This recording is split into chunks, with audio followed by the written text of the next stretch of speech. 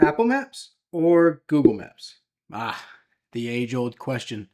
At least since 2012 when Apple Maps was actually released. But as we all know, for the first few years, well, that really wasn't much of a debate at all. Google Maps won, hands down.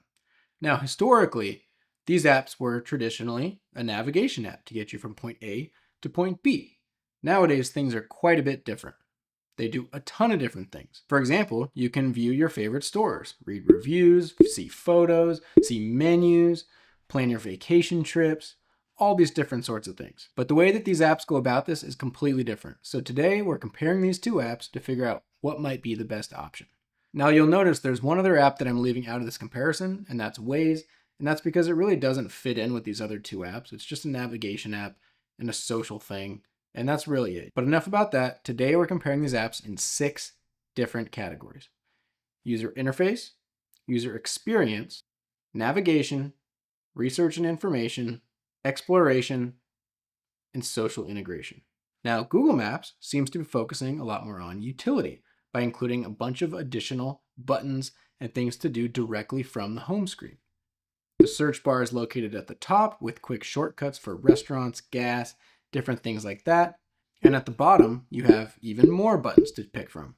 Whereas Apple Maps seems to be keeping things sleek and clean by hiding all these additional buttons behind one search bar at the bottom of the screen.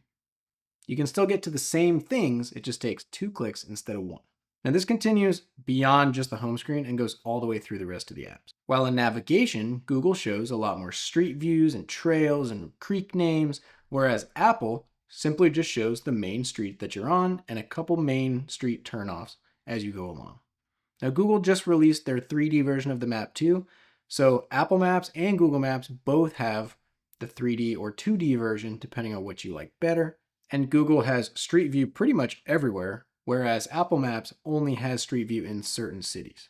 Now Apple does have a pretty cool flyover mode if you pay attention to that, but that's only available in select cities also. It's pretty cool, but I almost never use it. And as of recently, both apps have an offline mode now too. So you can find a location, download the app to your phone, and even if you don't have service, you can get navigation and find different things throughout that area. Now, with all that said, throughout almost the entirety of these two apps, one thing has become very clear.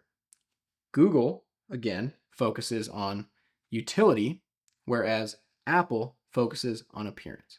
So for this category, I'm actually going to give the user interface to Apple and the user experience to Google. Okay, next let's talk about something that's extremely important to navigation apps, the actual navigation.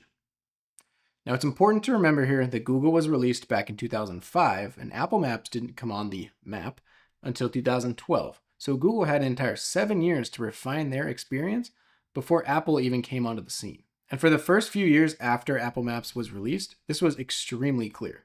I bet you can remember those stories of people getting stuck at dead ends, or taking them to the wrong destination, or worse yet, just telling them to turn off the map altogether, and it wasn't even a turn, just taking them off the road.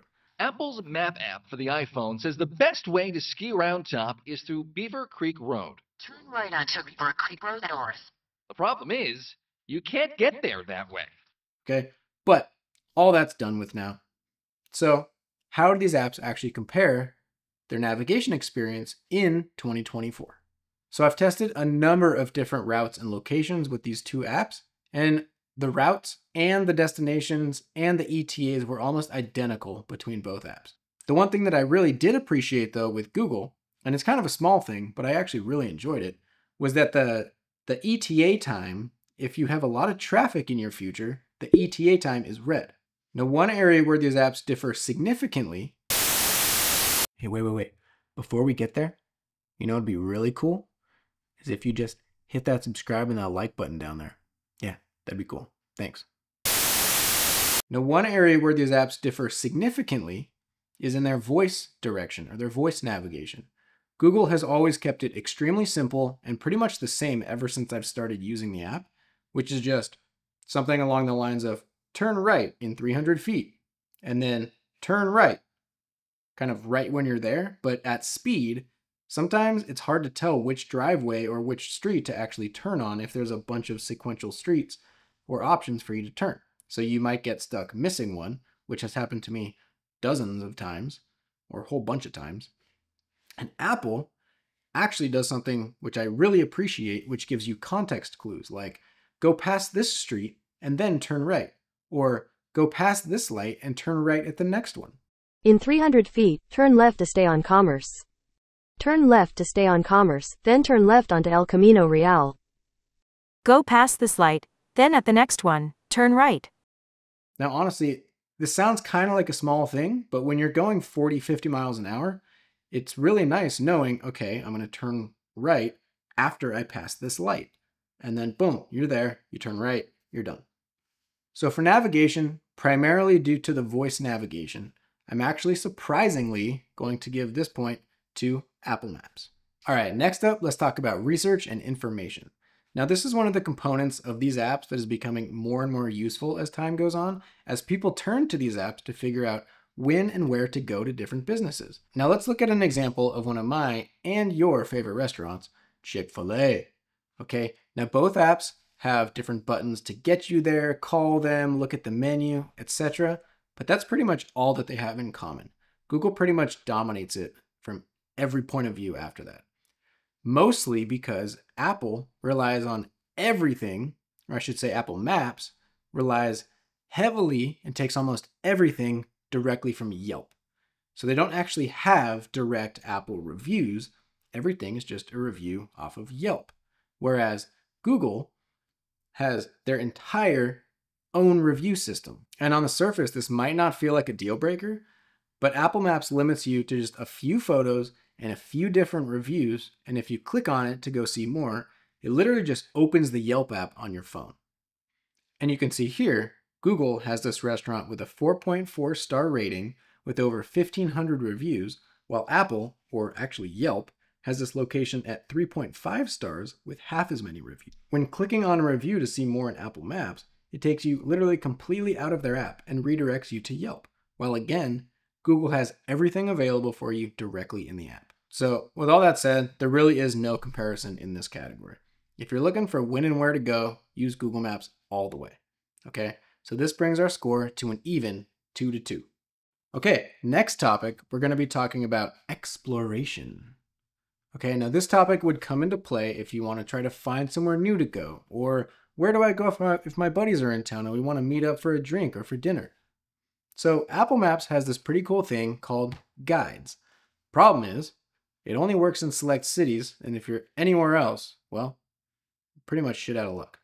Now Google also has a way to introduce you to new places, and that can be found on their Explore tab, but oddly enough, it just seems like it's a bunch of random posts from local people, and to be totally honest, neither of these methods seem very useful at all, and I've never used either of them. The more common way to find new places in your area is just use the search bar and type in like restaurants near me, or bowling alleys near me, or whatever the heck it is you want to find near me.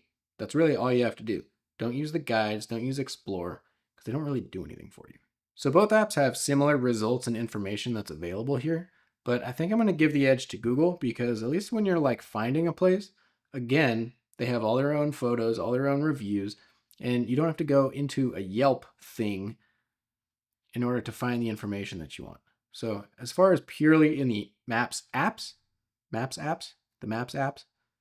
Google Maps will win this one as well. So now it's 3-2 to Google. All right, we're coming down the home stretch here. So now let's finally talk about social integration. Google Maps is more readily available, being available on PC, Mac, Android, iOS, literally every device out there, just being the nature of Google. Just go on the internet, blah, you're there, Google Maps. And Apple is only on the Apple ecosystem, meaning Mac, OS, iPad. So naturally, you might think that Google is the obvious winner here because it can literally just be used and shared by more people. However, because Apple Maps is made by, well, obviously Apple, it has the distinct advantage of playing extremely well with all of the iOS devices, including iMessage and Find My.